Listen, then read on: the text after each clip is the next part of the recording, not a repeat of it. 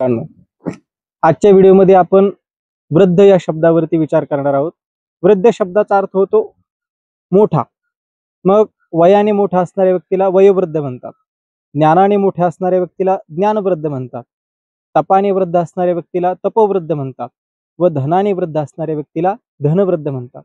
परंतु शास्त्रकार सांगतात की हे वयोवृद्ध, तपोवृद्ध आणि ज्ञानवृद्ध हे तीनही लोक धनवृद्धाच्या घरी कामाला असतात। म्हणून माणसाने धनवृद्ध होण्याचा सुद्धा प्रयत्न केला पाहिजे।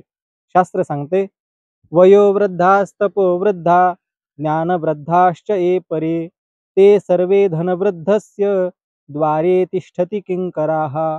म्हणजे हे सर्व वयोवृद्ध, तपोवृद्ध, ज्ञानवृद्ध हे तीनही सेवक होऊन धनवृद्धाच्या द्वारी सेवक होऊन काम करतात। म्हणून माणसाने धनवृद्ध झालंच पाहिजे, धन कमवलंच पाहिजे।